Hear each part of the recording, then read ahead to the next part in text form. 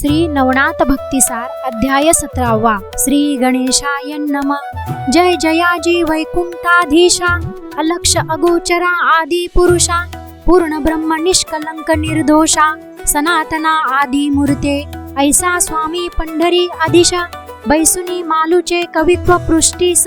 भक्ती सार सुधारस निर्माण केला ग्रंथासी तरी मागिले अध्यायी कथन कानिफा पातला हेळा पट्टण गोपीचंदाची भेटी घेऊन मैनावतीसी भेटला तरी सिंहावलोकनी तत्वता मैनावती भेटुनी नाथा सकळ वृत्तांत सांगुनी सुता समाधानी मिरविले असो गोपीचंद दुसरे दिनी नाथाग्रहे शिबिरी जाऊनी मौळी ठेवुनी नाथाचे चरणी उभा राहिला सन्मुख कानिफा पाहुनी रावदृष्टी बोलता झाला स्ववाग्वटी श्री जालिंदर मही पोटी कोटे घातला तो सांगपा एरू म्हणे महाराजा ठाव दावितो चला ओजा तेव्हा म्हणे शिष्य माझा घेऊन जावे सांगाती ऐसी कानिफा बोलता मात अवश्य म्हणे नृपणाथ मग सशिष्य घेऊन सांगात तया ठाई पातला ठाव दाखवुनी सशिष्याशी पुन्हा आले शिबिराशी शिष्य म्हणती त्या ठायासी पाहुनी आलो महाराजा मग रायासी म्हणे कानिफनाथ जालिंदर काढाया कोणती रीत एरू म्हणे तुम्ही समर्थ सकळ जाणते सर्वस्वी बाळे आग्रहे करू जाती परी तयांचा निर्णय कैशा रीती करावा हे तो नेनती निश्चिती सर्व संगोपी माता ती देवी माता पिता गुरु त्राता मारिता सर्व पारू तरी कैसे रीती हा विचारू आव्हानीचे महाराजा ऐसे बोलता नृपनाथ मग बोलता झाला गजकर्ण सुत तुझे रक्षावया जीवित विचार माझा ऐकिजे कणकरोप्य ताम्रवर्ण पितळ लोह धातू पूर्ण 5 पुतळे करुणी आण तुझ समाधान हे राया ऐसी आज्ञा करिताची नाथ प्रेरिले राहे ग्रामात दूत हे मकार लोहकारा सहित ताम्रकारका आणिले जे परमकुशल अति निगुती लक्ष्मी सोडिले हेरा प्रती धातू ओपुनी तयांचे हाती पुतळ्यांते योजिले मग ते आपुले धिकोटी पुतळे रचिती मेनावरती नाथा लागी दावुनी दृष्टी रसयंत्री होतिले पाहोनी दिन अति सुदिन मग नृपासह पुतळे घेऊन पाता झाला गुरुस्थान विशाळ बुद्धी कानिफा गर्ती काठी आपण बैसोन पुतळा ठेवुनी हेमवर्ण राजा हाती कुदळ देवण घाव घाली म्हणतसे घाव घालिता परी लगबगा पुसता स्वामी नाव सांगा सांगितल्यावरी अति वेगा गर्ती बाहेर निघे की ऐसे सांगोनी प्रथम रायाते मग कुदळी दिली हाताते उपरी चिरंजीव प्रयोगाते बाळी चर्चिली विभूती पुतळा ठेवुनी मध्यगर्ती मागे उभा राहिला नृपती लवकर घाव घाला क्षिती आतुनी पुसे महाराज कोणी येऊनी घालती घाव वेगी वदे का तयाचे नाव नृप म्हणे मी राणीव गोपीचंद असे की राये सांगताची नाम निघाला होता गर्तीतून श्री जालिंदराचे शापवचन कनक प्रतिमे झगटले तीव्र शाप वैश्वानर व्यापले कनक पुतळ्याचे शरीर शरण न लागता महीवर भस्म होऊनी पडियेले भस्म होता कनक प्रतिमा दुसरा ठेविला उगमा तया ही मागे नरेंद्रोत्तमा पुन्हा करती स्थापिले रौप्यवर्णी पुतळ्या मागे राव उभा केला वेगे पुन्हा विचारिले सिद्धी योगे कोण आहेस म्हणवोनी पुन्हा सांगे नृपणाव गर्ती बाहेर वेगी धाव जालिंदर शाप गौरव जळजळ खाक हो की ऐसे वदता शापोत्तर पुतळा पेटला वैश्वानरे तोही होऊनी भस्मपार मही लागी मिरवला मग तिसरा लोह पुतळा पूर्ण तोही झाला शापे भस्म चौथा 5वा गती दुर्गम त्याची परी पावला यावरी त्या नृपनाथा श्री कानिफा झाला सांगता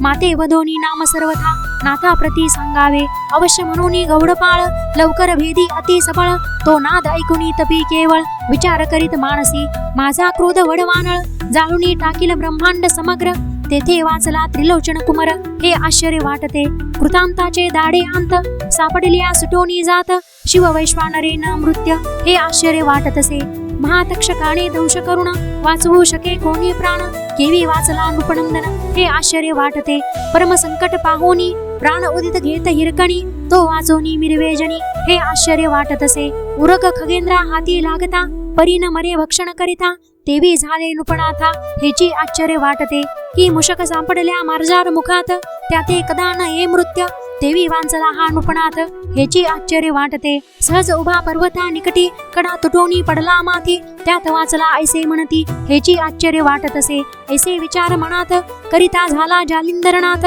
चित्ती म्हणे त्या भगवंत साह्य झाला रक्षणी तरी आता असो ऐसे वाचल्या अमर करू त्यास ऐसे विचारुणी चित्तास मनी गाठी दृढ धरिली एरीकडे काणीपणात हुंकार रूपासे देत तो उभा स्वकरी व्यक्त लवकरी मही भेदितसे लवकरी घाव कानी उठता श्री जालिंदर होय पुसता कोण आहेस अद्यापपर्यंत घाव घालिसी महिते ऐकता श्री गुरु वचन राया आदी गजकर्ण नंदन सांगुनी आपुले नामाभिधान गोपीचंदाचे सांगतसे म्हणे महाराजा तपोजेटी मी बालक कानिपा मही पाटी पहावया चरण दृष्टी बहुत भुकेले चक्षुते म्हणवोनी गोपीचंद नृपणात तुम्हा काढावया उदित ऐसे 19 शिष्यमात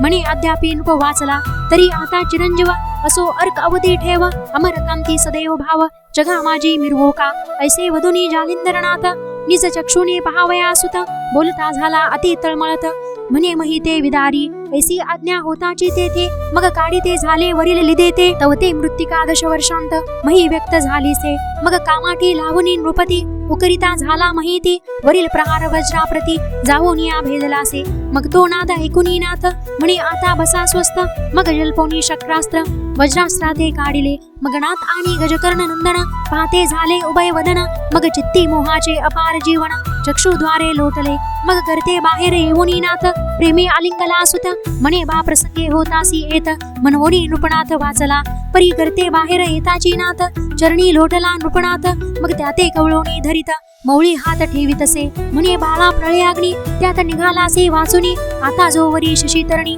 तोवरी मिरवे महिते यावरी त्रिलोचन कामिनी मैनावती लोटली चरणी नेत्री अश्रुपात आणोनी स्वामी लागी बोलतसे म्हणे महाराजा 11 वर्षांत माते लोटली महात्मरात माझा अर्क गुरुनाथ अस्ताचळी पातलासे मित्र कुमुदिनी दिनवाणी हुरहुर पाहे जैसी तरणी की मम बाळकाची जननी गेली कोठे कळेना की मम वसाची माऊली कोणे राणी दूर गेली समूळ वसाची आशा सांडिली तिकडेची गुंतली कैसेनी कामव चकोराचा उड्ड गणपती कैसा पावला अस्तगती की मज चातकाचे अर्थी ओ सघन पडियेला सदा वाटे हुरहुर जीवा की लोभ्याचा चुकला द्रव्य ठेवा की अंधाची शक्ती काठी टेकावा कोणे हरवणी नेलीसे ऐसे 11 संवत्सर मास गेले महाविकार ऐसे बोलोनी नेत्रीपुर अश्रू घन वर्षतसे मग तियेसी हृदयी धरोणी नाथ स्वकरे नेत्राश्रू पुसित तिन्ही बाळके धरुणी यथार्थ माय हेलावे त्या माझी गोपी चंदाचे मुख कुरवाळून बोलता झाला अग्नी नंदन बारे तुझे काय मन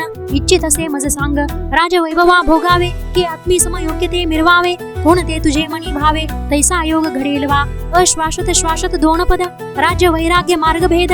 तरी तुझ आवडे तोची वृंद स्वीकारी का बाळका म्या तुते केले अमरपणी परी तैसे नाही राज मांडणी अनेक आले अभ्र दाटोनी मृगजळा समानते बारे संपत्ती अमरा कैसी तेही आटेल काळ वेळेसी दिसते तितके वैभवाशी नाशिवंत आहे बारे बारे पूर्वी राज्य सांडून कित्येक वैसले योग्यात येऊन परी ते योग सोडून राजवैभवा नातळला पाहे गादी सुताचे वैभव मही लागी केवडे नाव परी तो सोडून सकळ वैभव योग क्रिया आचरला उत्तानपाद महीवरती काहीन असे संपत्ती परी सुताची कामशक्ती वेगळे जणी दाटलीसे तस्मात अश्वासत ओळखून बाते झाले सनातन तरी आता केऊते मन इच्छिते ते मज सांगे गोपीचंद विचार करी मनात राजवैभवी सामर्थ्य गळित पहा योगी जालिंदरनाथ चिरंजीव मिरवत असे आज 11 वर्षेपर्यंत गर्त गलित पचला योगीनाथ जेने यम शरणागत पायांतळी लोळत असे जेने कृतांत निर्बळ केला तो राज्य मिळवून खळ ठेला हेमकरणी अशक्त झाला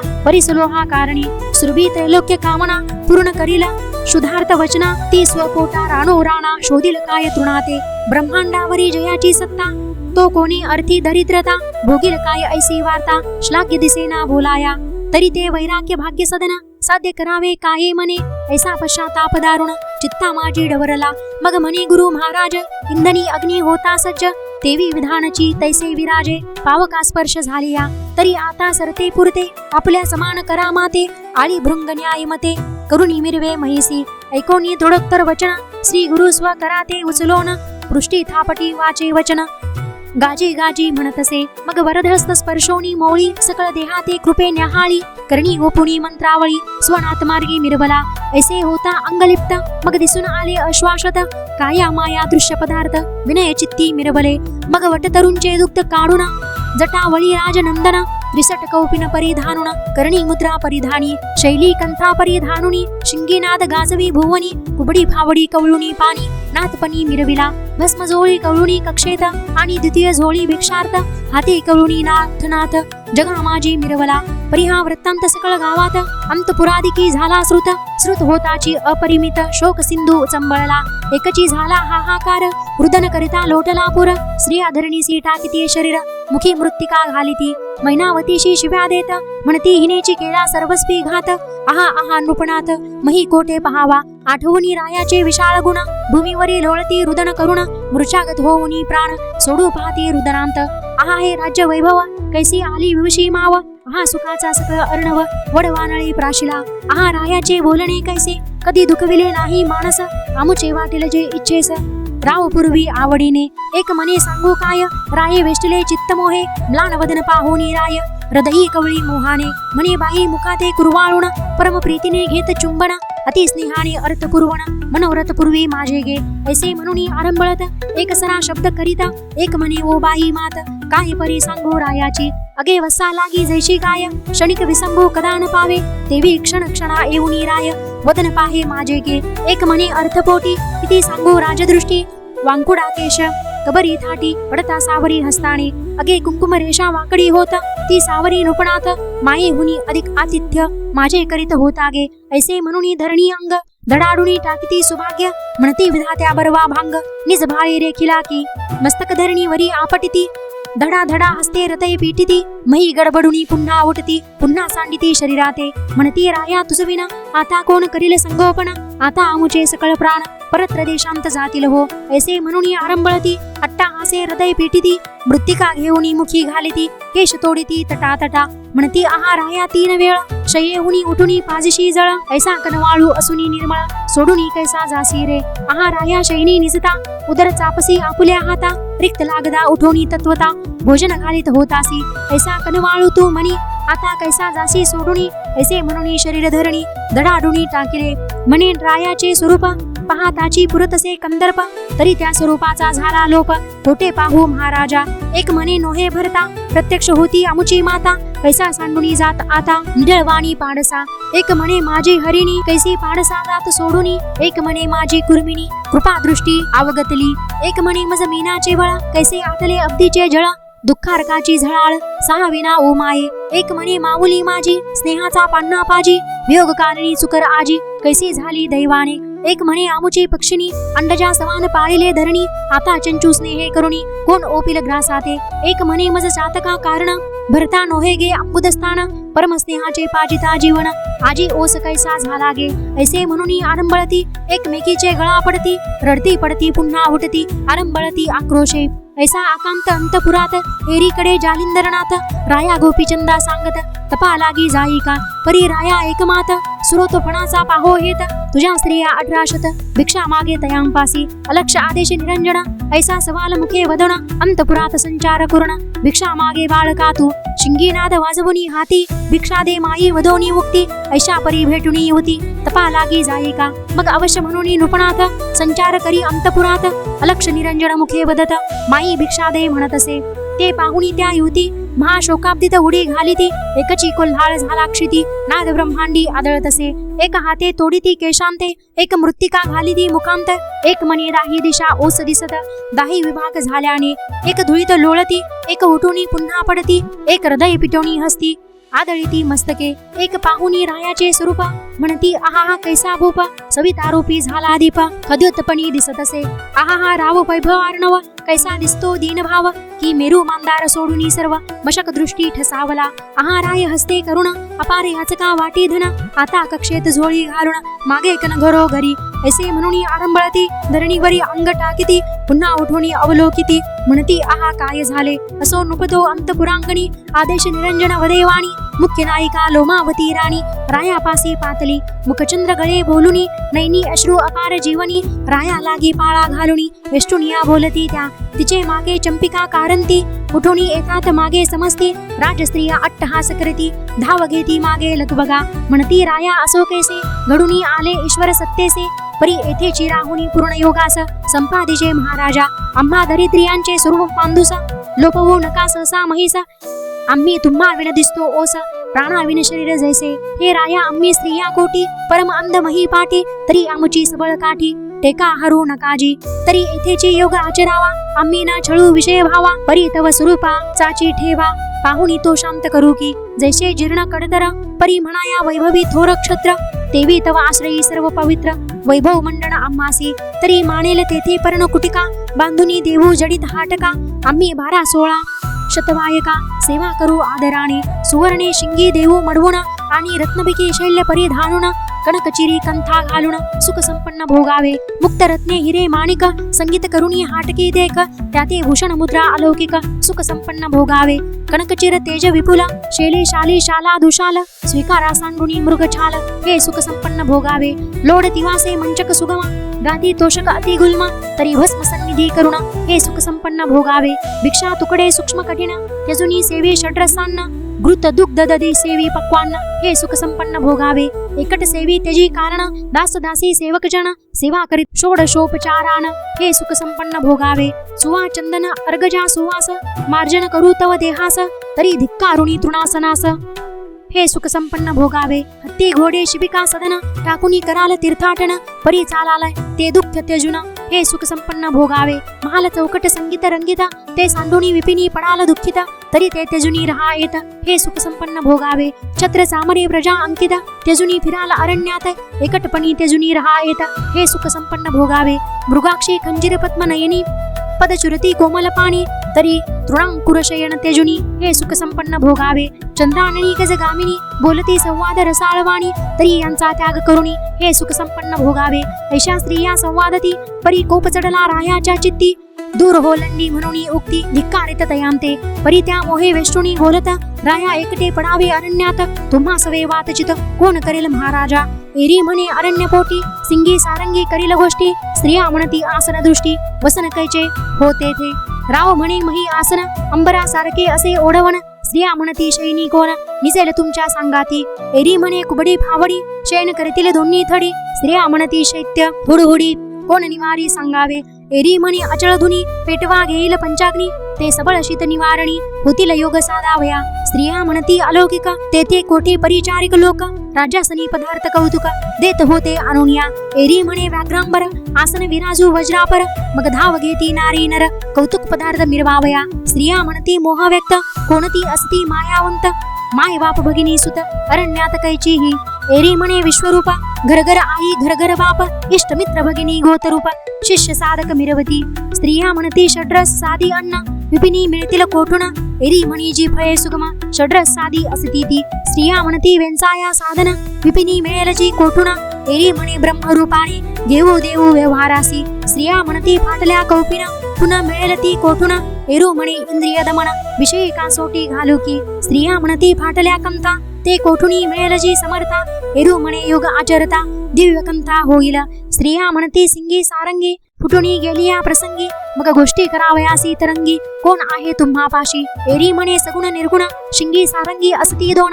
आगमा निगमाचे तंतू ओवून सुख संवाद करीणवी स्त्रिया म्हणती कुबडी फावडी जीर्ण झाली या लागती देशोधडी मग सुख शयनी निद्रा पहुडी कोण संगीन करील जी एरी म्हणे खेचरी भूचरी उभया आदेह विदेह प्रकाश स्वरूपमय वाम दक्षिण घेऊनी तन्मय डोळा लाविने निरंजनी स्त्रिया म्हणती शैल्य तुटून गेल्या पुन्हा आणाल कुठून एरी म्हणे मोक्षयुक्ती समान शैल्यभूषण मिरविन गे स्त्रिया म्हणती कर्ण मुद्रिका हरपोनी गेल्या नर पाळका मग काय करशील वनी देखा नाथ पंथी मिरवावया एरू म्हणे वो खेचरी भूचरी लुप्त मुद्रा कर्णद्वारी अलक्ष चाचरी अगोचरी लेवल्या गुरुनाथे ऐसे बोलता उत्तरोत्तर म्हणे माई भिक्षा देई सत्वर तवत्या धावती धरावया कर कंठी मिठी घालावया ऐसे चांचल्य गुणयुक्त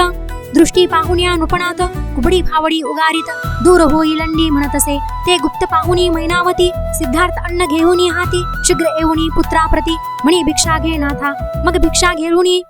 झोळी मातेपदी अर्पी मोळी मग तेथुनी निघुनी तये वेळी नाथापाशी पातला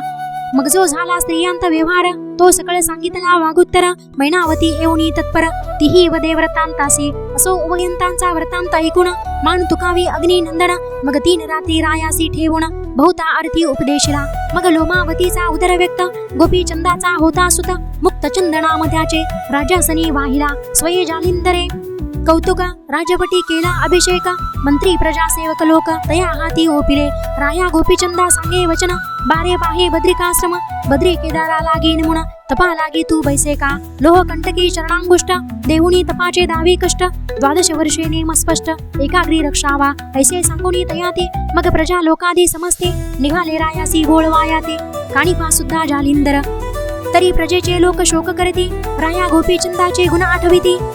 नेत्री ढाळुणी अश्रुपाती रुदन करती अट्टहासे म्हणती आहा सांगो काही नृप नव्हे होती आमुची आई पक्षाखाली सकळ मही संबोधित से महाराजा ऐसे वरुणिनी तयाचे गुण आक्रंदती प्रजाजन परी आता पुरे करा विघ्न शोक मांदार खुंचला तृण पाषाणादी तरु पक्षी पशु जाती अपारू राया नृपा करिता समग्र शोकाकुलित मिरवले मग एककोस बोळवून समस्त अनिले अग्नी नंदने जेथील तेथे संभोकुण आश्वासित सकळांशी परी राया जाता ठाई ठाई धावुनी पाहता उंचमही म्हणून सोडून गेलीस आई कधी भेटसी माघारा घडी घडी दृष्टी ऊर्ध्व करुण पाहती रायाचे वदन कोणी मागे जाती धावून वदन पाहुनी येताती ऐसा राजा जाता दोन कोस मग सकळ मिरवले एक निराश मग मागे उलटणी संभारास ग्रामा माझी संचरले राजसदनी येऊनी समस्त सकळ बैसले दिनवंत जैसे शरीर प्राणरहित एक सरा मिरवले मग श्री जालिंदर राजसदनी मुक्त चंदा विराजुनी राज्यासनी मंत्री याते पाचारुणी वस्त्रे भूषणे आणविली मग जैसे जयाचे महत्व पाहुण तया लागी भूषणे देऊन प्रेमे गौरवुनी प्रजाजन बोळविले स्वस्थाना या उपरी अंतपुरी जाऊन सर्व स्त्रियांचे केले समाधान मैनावतीचे करी ओपुण समाधानी मिरविले मुक्तचंद ओपुनी तियेचे करी म्हणे हा गोपीचंदची माणी हा शिलार्थ दयाचे परी मनोरथ पुरविल तुमचे ऐसे करुणी समाधान राज्यासनी पुन्हा येऊनी मुक्तचंदाचे हस्ते करुण याचिकाधन वाटिले जालिंदर कानिफा कटका सहित षण्मास राहिले पट्टणात अर्था अर्थी सकळ अर्थ निज दृष्टी पाहती श्री जालिंदराचा प्रताप सगन कोण करू पाहती विघ्न एरीकडे गोपीचंद रत्न भगिनी ग्रामा झालेला तेथे कथा होईल अपूर्व ते पुढील अध्यायी ऐका सर्व अवधान पात्री घनभाव कथा स्वीकारा श्रोते हो नरहरी वंशी धुंडी सुत मालू संतांचा चरणागत तयाचे रसनेस धरुणी हेत अवधान पात्री मिरवावे स्वस्ती श्री भक्ती कथासार संमंत गोरक्ष काव्य किमियागार सदा परिसोत चतुर सप्तदशाध्याय घोडहा श्री कृष्णार्पणमस्तु शुभम भवतु श्रीरस्तु श्री नवनाथ भक्तिसार सप्तदशाध्याय समाप्त अवधूत चिंतन श्री गुरुदेव दत्त श्री स्वामी समर्थ।